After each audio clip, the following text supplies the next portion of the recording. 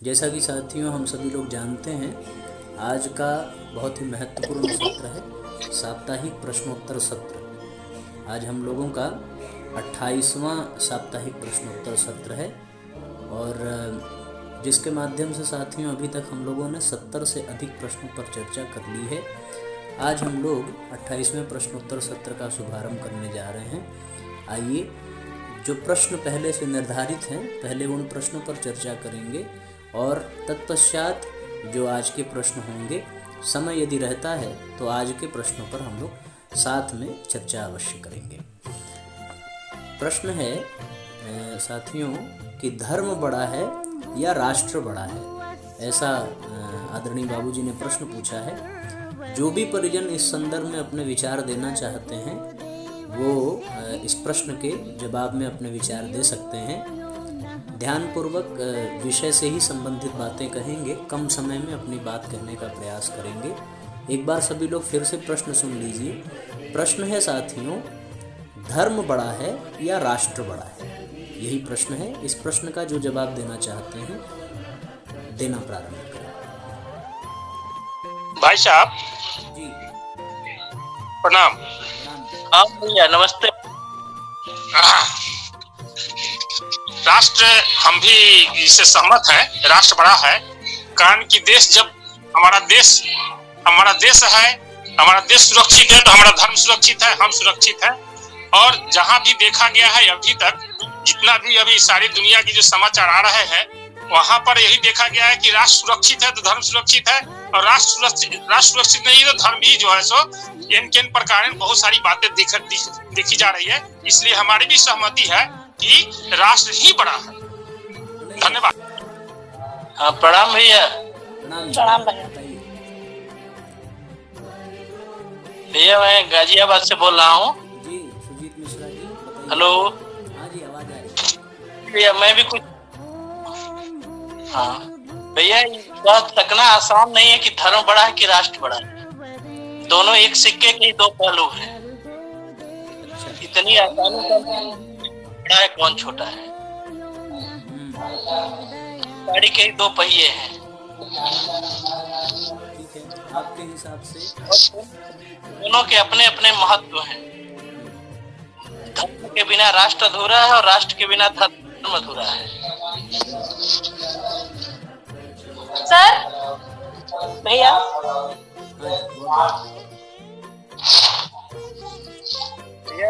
धर्म से हमें अपनी सांस्कृतिक पहचान मिलती है, अपने इतिहास का पता चलता है, राष्ट्र से भी हमें ऐतिहासिक चीजों का पता चलता है। इसलिए दोनों के बराबर। ठीक, बहुत बढ़िया भाई साहब। सुजीत जी बहुत धन्यवाद। भैया और कोई बताना चाहेगा? भैया हम बताइए। उर्मिला मिश्रा भैया, सबको प्रणाम। मैं भैया, धर्म होता है अनुशासन, किसी एक आदर्श पर अड़िग रहना। धर्म होता है कर्तव्य पालन, उच्च आदर्श का नाम ही धर्म होता है। धर्म कोई निर्दिष्ट कर्मकांड नहीं है। और धर्म और राष्ट्र में भैया, राष्ट्र ही बड़ा है, राष्ट्र ही सर्वोपरि है। जननी जन्मभूमि स्वर्गादपि गरीयसी जो बोला जाता है, ये राष्ट्र के लिए ही बोला जाता है, धरित्री माता के लिए बोला जाता है। अगर राष्ट्र सही है, राष्ट्र सुरक्षित है तो हम सुरक्षित है। और धर्म कोई सीमित दायरे में नहीं रह सकता, संकीर्णता नहीं है धर्म में। धर्म अपने विश्वास है, अपने अनुशासन है, अपने कर्तव्य है, और इसी को साथ में लेके चलना ही धर्म है। किसी का कुछ धर्म हो सकता है, डॉक्टर का धर्म है सेवा करना, माँ का धर्म है बच्चों का परवरिश करना। ये सब धर्म होता है अपने कर्तव्य अनुशासन को ढंग से पालन करना। पर राष्ट्र सर्वोपरि है, राष्ट्र धर्म पालन करना ही हर नागरिक का कर्तव्य है। मेरे मत में राष्ट्र धर्म ही सब कुछ। बहुत धन्यवाद, बहुत सुंदर आपने वर्णन किया, बहुत धन्यवाद। चलिए नमस्ते सर। जी नमस्कार, बताइए। सर मेरे हिसाब से राष्ट्र बड़ा है, क्योंकि हम सब लोग राष्ट्र के सिटीजन हैं। तो हर सिटीजन का ये कर्तव्य होता है कि वो अपने राष्ट्र के लिए मिनिमम टू मिनिमम उसकी देखभाल करे और एटलीस्ट कुछ कंट्रीब्यूशन करे कि हम लोग अपने राष्ट्र की सुरक्षा और उसके लिए कुछ कंट्रीब्यूशन भी करें, तो मेरे ख्याल से राष्ट्र बड़ा होगा। बहुत सुंदर बेटा, बहुत अच्छा लगा। तुमने भी 2 शब्द कहे हैं, ये हम लोगों के लिए प्रेरणाप्रद है कि हम सभी लोगों के बीच में तुम भी बैठे हो और अपने विचार रख रहे हो। तुमको ढेर सारी शुभकामनाएं, बहुत बहुत आशीर्वाद, गुरुदेव माता जी की कृपा तुम पे बनी रहे। तुम्हारी प्रतिभा को हम सब लोग प्रणाम करते हैं। बहुत बहुत धन्यवाद। चलिए थैंक यू सर। आगे बढ़ते हैं। और कोई परिजन इस संदर्भ में बताना चाहेंगे?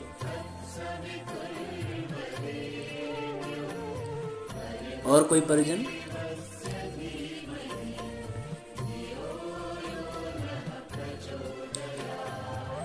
जिनका प्रश्न है, आदरणीय सतीश त्रिपाठी जी, आप स्वयं भी इस प्रश्न से संबंधित कुछ कहना चाहते हैं? क्योंकि प्रश्न आपने पूछा है तो इस संदर्भ में आप कुछ बताना चाहते हैं? हेलो, ये हम कह रहे हैं, ये बहुत गूढ़ विषय है जिसे पता नहीं चल पाता कि राष्ट्र बड़ा है या धर्म, क्योंकि यहूदियों का कोई राष्ट्र नहीं था, लेकिन यहूदियों ने अपने धर्म का पालन करते हुए सालों साल एक जगह यरूशलेम जगह मिलते हुए उन्होंने इजराइल राष्ट्र प्राप्त कर लिया। तो ये लगता है कि धर्म बड़ा है। अगर हम धर्म का पालन करते रहेंगे तो राष्ट्र का निर्माण तो हो सकता है। थोड़ा प्रकाश डालें आप इस पे, तो हमारी भी जो शंकाएं हैं दूर हो पाए, इसलिए आप थोड़ा वैसा प्रकाश डालें। ठीक है, सभी साथियों को सादर प्रणाम। बड़ा अच्छा लगा कि सबने अपने अपने विचार प्रकट किए। ये वास्तविक दृष्टि से देखें साथियों तो स्वाध्याय का सच्चा स्वरूप यही है कि हम लोग किसी एक विषय पर आपस में चर्चा करें, आपस में चिंतन करें, अपने अपने विचार प्रकट करें, अपने अनुभव के आधार पर, अपने ज्ञान के आधार पर। तो ये बहुत ही महत्वपूर्ण बात हो जाती है। अब आइए सबके विचार सुनने के बाद इस विषय को आइए कंक्लूड किया जाए और सबके विचार को लेने का प्रयास करेंगे। जैसा कि अरविंद जी भाई साहब ने कहा कि राष्ट्र बड़ा है, किसी दीदी ने कहा धर्म बड़ा है, आपने भी कहा कि धर्म को श्रेष्ठ मानना चाहिए, उर्मिला माता जी ने कहा कि धर्म में जीवन जिया जाए तो वो राष्ट्र के लिए भी कल्याणकारी है और राष्ट्र धर्म भी अपने आप में बहुत ही महत्वपूर्ण है। सुजीत मिश्रा जी ने अपने विचार प्रकट किए, गाजियाबाद से हैं, कि दोनों ही एक दूसरे के पहलू हैं। धर्म अपनी जगह है, राष्ट्र अपनी जगह है। सबने एक बात कही है कि इस प्रश्न का उत्तर बहुत ही सरलता से दिया नहीं जा सकता, पर जितनी सरलता से आप सब ने उत्तर दिया है उस दृष्टि से ये प्रश्न बहुत कठिन नहीं जान पड़ता। लेकिन इस प्रश्न पर बहुत अच्छे से चर्चा होनी भी चाहिए। साथियों, कल्पना करके देखें कि राष्ट्र क्या है और धर्म क्या है, इस पर विचार करना अत्यंत आवश्यक है। माता जी ने जैसे बताया कि धर्म है अनुशासन, धर्म है कर्तव्य, धर्म है अपनी जिम्मेदारियों का पालन करना, ये इसको धर्म कहा जाएगा। राष्ट्र क्या है? राष्ट्र के प्रति भी हमारा धर्म है। एक नागरिक होने के नाते हमारा ये कर्तव्य बनता है कि हम सदैव राष्ट्र हित के लिए तत्पर रहें। पर प्रश्न पर विशेष ध्यान देने की आवश्यकता है कि जब एक तरफ हमारा धर्म खड़ा हो और दूसरी तरफ हमारा राष्ट्र हो तो हमें किसका चयन करना चाहिए। प्रश्न ये आता है कि हम धर्म का चयन करें या राष्ट्र का चयन करें। शास्त्रों में साथियों मनुष्य की पहचान बताई गई है धर्म के कारण। यदि जीवन में धर्म न हो तो मनुष्य को मनुष्य नहीं कहा जा सकता, भले ही उसकी आकृति मनुष्य जैसी हो। आप लोगों ने वो सूत्र सुना होगा, आहार निद्रा भय मैथुनम च समान एतत् पशुभिर नराणा। ये पशुओं के समान ही रहते हैं मनुष्यों के भी। धर्मेण हीना पशुभिः समाना। जो धर्म से हीन होता है उस व्यक्ति को भी पशु के समान ही माना जाता है। इसलिए जब जीवन में ऐसी स्थिति आ जाए साथियों कि हम धर्म का चयन करें या फिर राष्ट्र का चयन करें, तब ये प्रश्न बहुत ही महत्वपूर्ण बन जाता है और ऐसे समय में जब ये प्रश्न हमारे सामने आ जाए तो हमें अपने इतिहास में झांक करके देखना चाहिए कि क्या कभी ऐसी घटना घटी थी कि हमें राष्ट्र और धर्म में से किसी एक का चयन करना पड़ा हो, और किसने उस समय कौन सा निर्णय लिया था। ये कल्पना करने की बात है। और यदि हम झांक करके देखें साथियों, तो ऐसे बहुत से उदाहरण आते हैं हमारे इतिहास में, हमारे पुराणों में, जब कई व्यक्तियों के सामने ये स्थिति बनी थी कि वो अपने राष्ट्र का चयन करे कि अपने धर्म का चयन करे। आप उदाहरण के तौर पर आप विभीषण को देख सकते हैं। विभीषण के सामने अपने राष्ट्र धर्म का एक जगह चयन करना था और दूसरी तरफ था उनका अपना व्यक्तिगत धर्म। तो यहाँ पर एक तो ये उदाहरण आता है। दूसरा उदाहरण आता है साथियों, भगवान राम और उनके भाई भरत के सामने भी ये उदाहरण देखने को मिलता है कि राष्ट्र का चयन किया जाए कि अपने धर्म का चयन किया जाए। ये तीनों व्यक्तियों के जीवन में हम झांक करके देखें तो निष्कर्ष क्या निकलता है उस पर विचार करने की आवश्यकता है। यदि हम विभीषण के जीवन में देखें तो राष्ट्र धर्म तो ये कहता है कि जो राष्ट्र का शत्रु है, जो राष्ट्र के राजा का शत्रु है, उसका फिर विरोध करना चाहिए और अपने राष्ट्र की रक्षा करनी चाहिए। पर उनका अपना धर्म, अपना विवेक ये कहता है कि अपने धर्म के पालन में ही राष्ट्र का कल्याण निहित है। यदि मैं राम के पक्ष में जाकर के राम से ये विनती करूं कि जो निरपराध लोग हैं, जो निर्दोष लोग हैं लंका के, इस राम रावण युद्ध के अंतर्गत रावण की कमी के कारण उन निर्दोषों की हत्या ना हो, उनको अपने प्राण न गंवाने पड़े। तो राष्ट्रहित में यहाँ पर ये चयन करने की बात आई तो विभीषण ने स्पष्ट रूप से राष्ट्र का त्याग किया है और राष्ट्र का त्याग करने के पश्चात अपने धर्म का पालन किया है। दूसरी तरफ साथियों, अयोध्या में झांक करके देखें तो यहाँ पर भगवान को राज्याभिषेक होना है, ये तय हुआ है। उनको पूरी अयोध्या ने राजा मान लिया है। स्वयं दशरथ ने भी घोषणा कर दी है कि उनको कल सुबह राज्याभिषेक करके अयोध्या का राजा घोषित किया जाएगा, उनका राज तिलक किया जाएगा। उनके सामने राष्ट्र है और उनके सामने अपने पुत्र धर्म का पालन करने का भी प्रश्न चिन्ह खड़ा हुआ है कि वो पुत्र का धर्म पालन करें, मतलब अपना व्यक्तिगत धर्म पालन करें, या फिर राष्ट्र के राजा बनकर के राष्ट्र का भोग भोगें। ये बात उनके सामने आई। निष्कर्ष निकल करके आया साथियों कि भगवान ने भी अपने व्यक्तिगत धर्म का पालन किया है और राष्ट्र का त्याग किया है। यही बात भरत के सामने भी आई। भरत के सामने भी ये आई कि उन्हें राजा बनना है, लेकिन एक भाई होने का क्या कर्तव्य है, एक सच्चा नागरिक होने का क्या धर्म है। भरत ने भी राष्ट्र का भोग स्वीकार नहीं किया। भरत ने पूरी अयोध्या को साथ लिया और पूरे अयोध्या वासियों को लेकर के साथियों वो राम के पास गए और अयोध्या को राम के चरणों में समर्पित कर दिया। राम अपने कर्तव्य के कारण राष्ट्र को स्वीकार नहीं करते हैं, लेकिन भरत के प्रेम में विवश होकर के राम ने उस राष्ट्र को स्वीकार किया और 14 वर्ष तक संभालने के लिए भरत से निवेदन किया। चाणक्य नीति साथियों ये कहती है, इस संदर्भ में एक सूत्र बड़ा अच्छा लगता है, क्योंकि कई बार राम कथा के माध्यम से लोगों ने ये प्रश्न हमसे पूछे थे कि भैया एक भाई होने के नाते विभीषण ने सही किया या कुंभकर्ण ने सही किया।